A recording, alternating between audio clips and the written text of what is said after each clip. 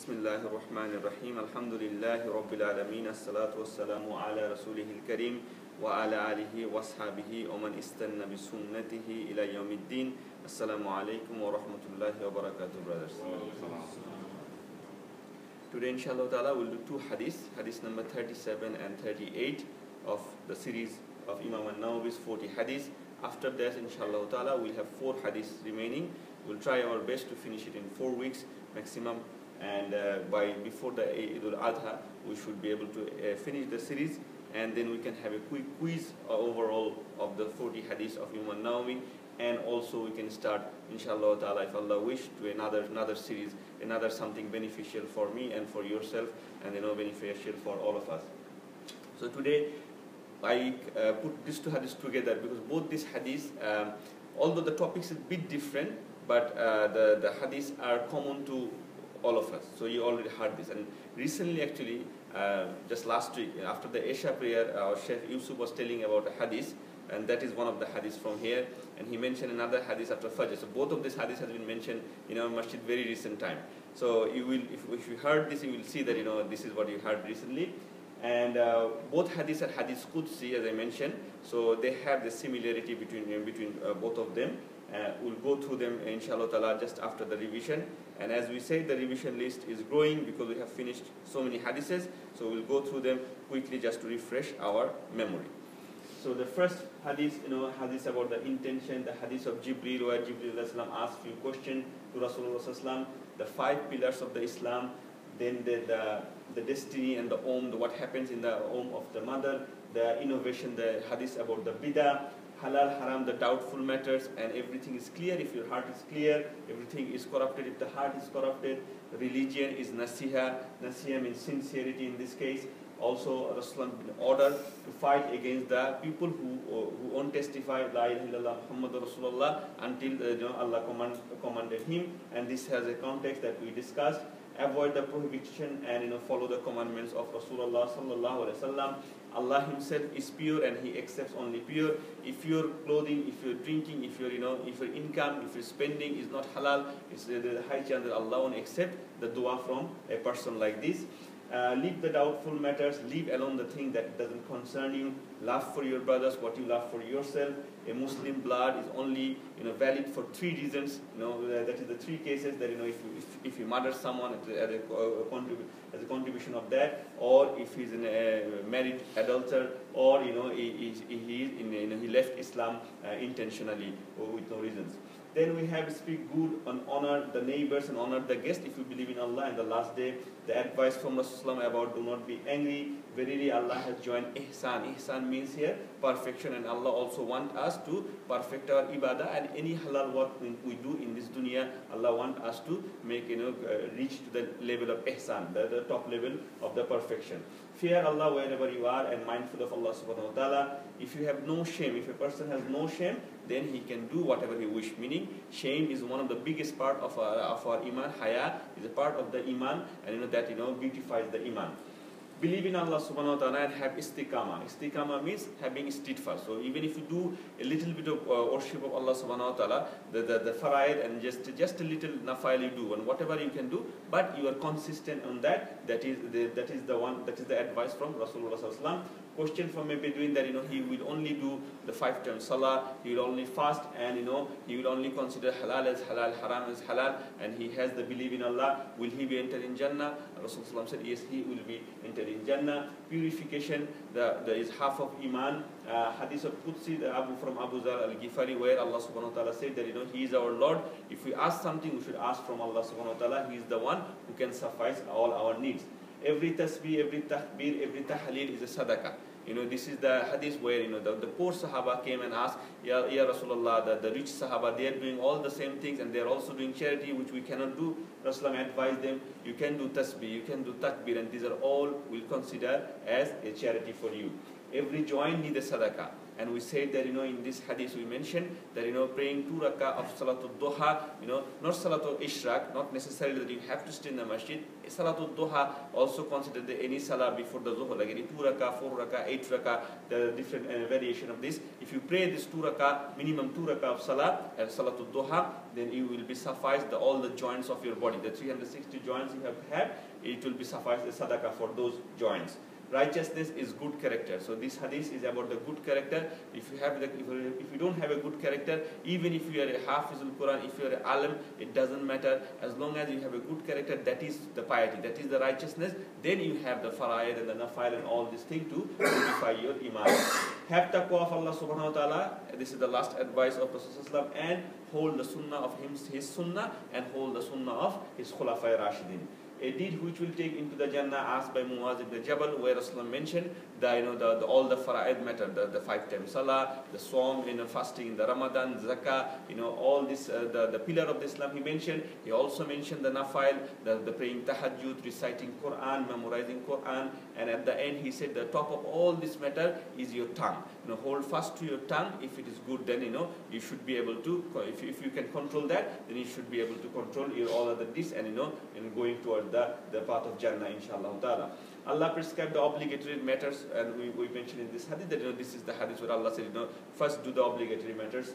Then we have the bizuhud to the world, meaning have a austerity attitude towards the world, and Allah will be happy and Allah will make people happy with you. There should be neither harming and no harm. So you should not harm anybody, and you should not be harmed unjustly by anybody else. Where people to give their claims, this is the hadith about the social justice, where Rasulullah said, if people wants to claim, they can claim anything. So they has to be claimed according to the rule, and then whoever is claiming, the defendant is the claimer should bring the proof, not the defendant. And there is a matter of the taking oath of Allah subhanahu wa ta'ala in that hadith. Then we have hadith number 34. Let him change by hand, meaning, if you see any evil happening, it is same something happening. If you have the authority, you try to change by your hand. If you don't have the authority, try to change with your tongue. If you don't have the ability to change your tongue, at least have hatred or opposition for that in the feelings in your heart. Do not be envious to your brother. This is the hadith we did last week. Do not be envious to your brother. Do not cut short. Make the sale price. Undercut in the business to your brothers. Do not hate them. Do not shun them. Do not reject them.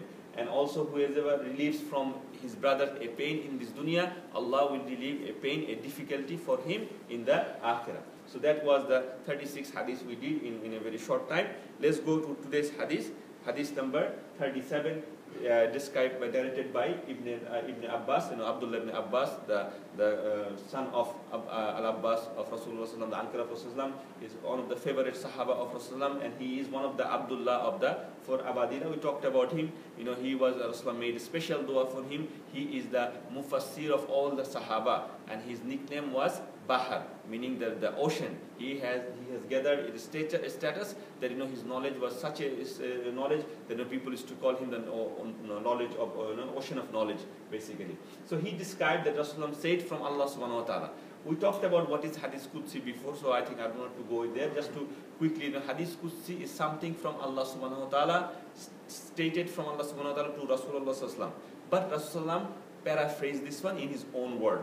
So it is not exactly the word to word what Allah said, but the theme obviously from Allah subhanahu wa ta'ala. And also it is different from Quran, because in Quran, if you every letter you recite, you get a reward. For Hadith Qudsi, you don't have any barakah like that. Of course, if you follow the Hadith, there is a barakah, but not like the barakah of the speech of Allah itself. And also you don't need to learn tajweed for reciting this kind of Hadith. Also, you cannot recite this Hadith instead of a surah in the salah. So these are the simple differences of Hadith Qudsi with the Quran. So what Allah subhanahu wa ta'ala is saying here to Rasulullah, he is saying, verily Allah has recorded good deeds and evil deeds.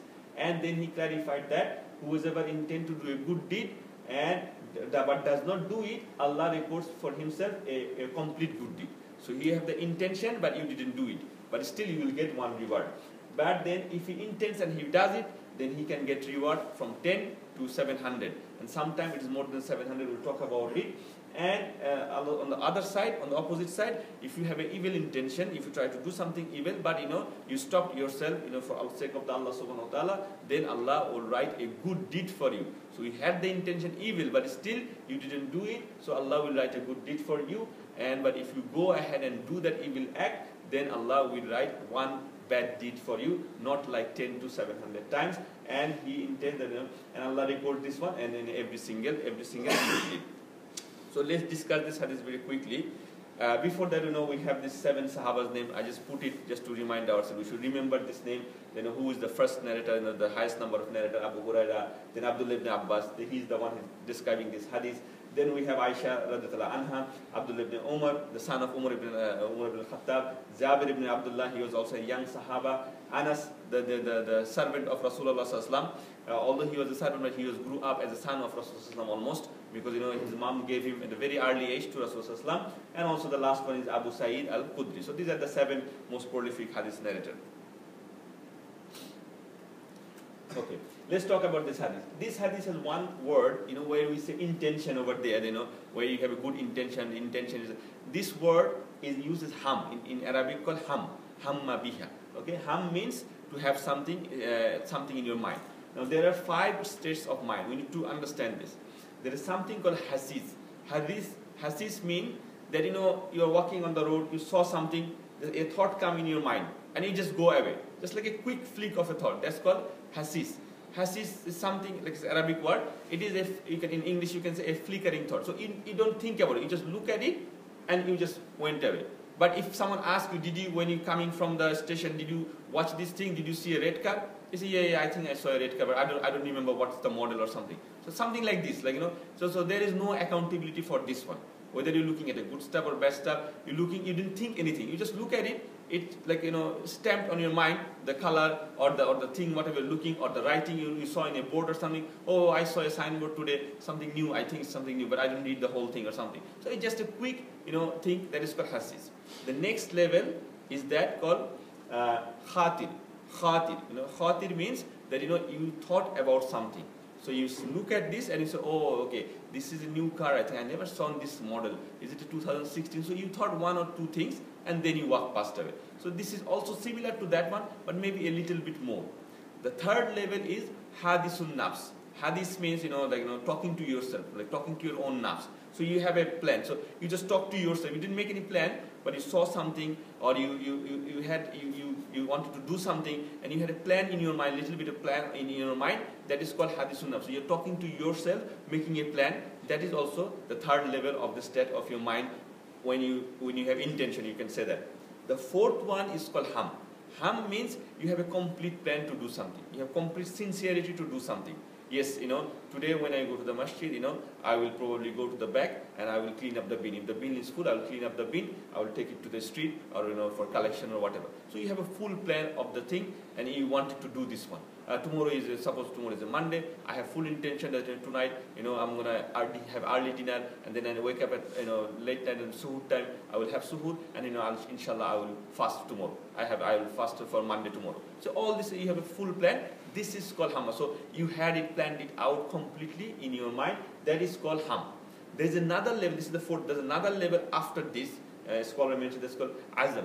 Azam means that you have full planned out and you are ready to do the act. Nothing can stop you except Allah subhanahu wa ta'ala. So you have no, all those things sorted out. So okay, definitely you're going to do it. So it's very similar to ham, but they put another state of the mind. So anyway, in this hadith, I'm talking about the ham. So you have a proper plan, you have proper sincerity to do something, and if you don't do it, then you will get one good deed. Now there are 4 conditions as we mentioned here, that good intention, no action, as we mentioned before. So as I said, then you have planned to fast tomorrow and everything is ready, but for some reason alarm didn't go out or you couldn't wake up. Something happened, you are in a deep sleep and you missed the suhoor, and then you said okay, maybe, and you probably forgot that you had a meeting tomorrow that's urgent, or you have to travel a bit far tomorrow for your work. So you remember that in the morning and you say, oh, I couldn't fast today. So that's fine, in that kind of sense, inshallah ta'ala, Allah will give you one reward. With the same thing, good intention and good action. And as I said, most of them are, rewarded from 10 times to 700 times. But there are some actions that is more than that. For example, you all know that, the siyam, fasting for Allah subhanahu wa ta'ala. Allah said, this is between me and my slave, and I will reward him as I wish. Also, there's another action mentioned in the Quran, having patience, having sabr in the different situation. If you have patience, Allah said, for the people who are sabirin, I will repay them, bil ghairi hisab, meaning without any hisab. So it could be more than 700, more than that. So for the sabirin, Allah has the reward like this one. Now let's talk about the evil intention and no action. So you have evil intention and you have no action, and you will have one good deed for that. But if you leave that evil action not for Allah subhanahu wa ta'ala, the scholar says you will have a bad deed for that. What I mean by that, you wanted to steal something from brother Kamal's pocket. Okay, you want to pickpocket him. Okay, and you have the whole hum in your mind. Today I'm going to do it. That wallet is very fat. I'm going to fetch it today. Okay, and you didn't leave it for Allah subhanahu wa ta'ala. You saw that some other brother is guarding. He has 2 bodyguards beside him today, and you have no way. You have the full intention to take the money, but you have no way to do this. So you didn't leave it for Allah subhanahu wa ta'ala. You just couldn't do it. It's out of the reach of your hand today. And you already planned, okay, today I missed my day, I'll do it tomorrow. So you still didn't talk about Allah subhanahu wa ta'ala. No, Allah, this is a bad thing, I shouldn't do it. You have nothing inside in your mind. And there are a lot of people like this. There are a lot of people, they have evil intention that they couldn't do it just because they are in a place, in a situation that's not allowing them to do it. If we allow them, they will do it. They are not going to leave it for Allah subhanahu wa ta'ala. So leaving for Allah subhanahu wa ta'ala means that you have full capacity to do it, but you fear Allah, that Allah is watching, Allah is listening, Allah is writing down everything. How can I do this one? In that case, you will get a good deed. And the last one is evil intention and evil action. Obviously, you do something evil and you get one bad deed for that. But your sin can be magnified. It's one sin, but it could be magnified. The exception are like this. If you do a sin in a place, it depends on the place. Suppose if you do something harm in this masjid, something you talk bad with someone, you push someone, or something bad you do this, right? You will have a sin here. But the same thing if you do in Makkatul Mukarramah, do you think the same? No, it's not the same. Maybe you're in ihram at that time. Maybe you're harming another haji or something at that time. So depending on the place, your sin can be magnified.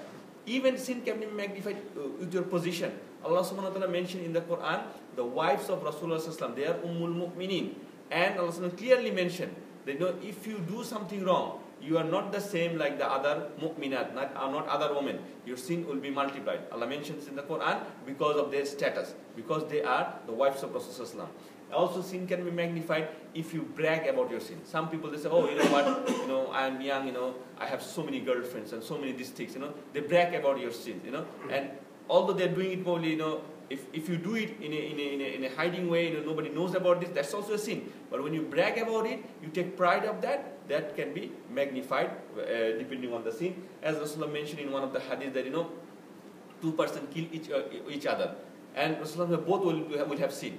So the Sahaba asked, why the person who got killed, why is going to get sin, Ya Rasulullah? Because he has also intention to kill him.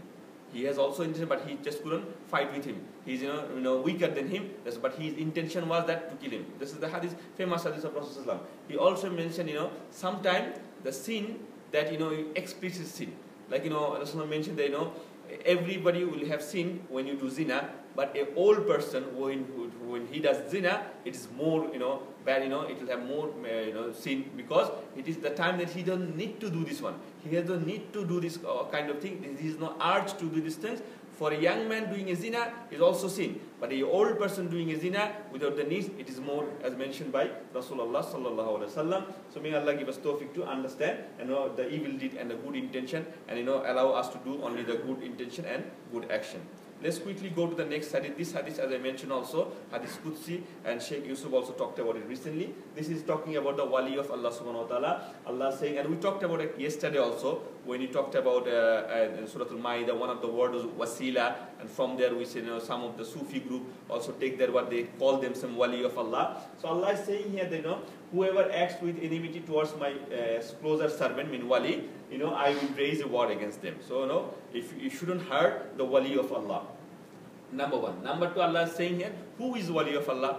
Is it some special person, some person with extra knowledge, some person with extra beautiful voice? No. Allah subhanahu wa ta'ala mentioned in Surah Yunus, if you go home, open up Surah Yunus, Surah number 10, ayah number 62 and 63, Allah mentioned very clearly that people who are my wali, they have no fear and no sadness in them. La khawfun alayhim wa la tahzanun. And then Allah says, Allazina amanu wa kanu tattakun. Who are they? Allazina amanu, those who believe, and tattakun means those who have taqwa. So as long as you have believed in Allah subhanahu wa ta'ala and you have taqwa and you're working to raise your taqwa every day, every moment with your amal, then you are a wali of Allah subhanahu wa ta'ala. But we cannot say anybody that this person is wali of Allah. Only Allah subhanahu wa ta'ala knows. Just like the shuhada. We cannot say if someone dies in front of us, okay, this guy, Allah will take him as a shahada. We don't know. We pray to Allah, oh Allah, take him as a shuhada. Same thing happened, as you all know the story of Rasulullah, in a battle of in one of the battle, one guy was fighting furiously, and every Sahaba said, he will be in the Jannah because he is a great shahada. Rasulullah, no, he will be in the hellfire. And someone followed him, and he saw that he hurt himself, and then he committed suicide, and he'll end up in the hellfire. Another story is like this. The Sahaba was counting the Ganima one day, and he said, this person, he did very good, fight today, and he will be in the Jannah. And Rasulullah, no, he won't be in the Jannah because he stole a cloak, one of the cloak of one of the other Sahaba, and because of he will be wrapped up with this cloak in the Jahannam. So we don't know who is this shuhada. We also don't know who is the wali of Allah subhanahu wa ta'ala. And Allah saying how to be a wali.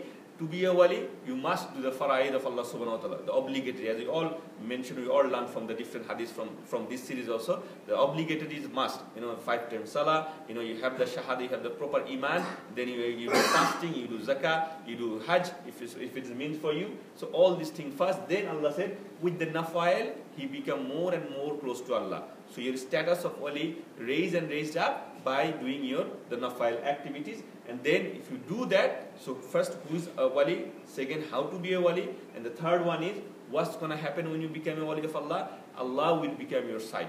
Allah will become your hearing. Allah will become your hand. What does this mean? Does it mean, we don't picture Allah as this is the issue of aqidah? But here, the scholar mentioned, it simply means that, you will see things what Allah pleased to Allah subhanahu wa ta'ala. Whatever is not pleasing to Allah subhanahu wa ta'ala, a wali cannot see those things. He will take his eyes away. You will hear only those things, those that are pleasing to Allah subhanahu wa ta'ala. That's what it means that Allah become your hearing, Allah become your seeing. Your hands will only pick up those things, only do those action that is pleasure to Allah subhanahu wa ta'ala. And that's what it means in this hadith in Bukhari. And this hadith is narrated, as I forgot to mention, by no other than Abu Huraira, as he is the highest number of hadith narrator. So inshallah ta'ala, we'll finish it here. Jazakallahu khairan. Subhanaka Allahumma bihamdik. Ashhadu an la ilaha ant. Astaghfiruka wa atubu ilayk.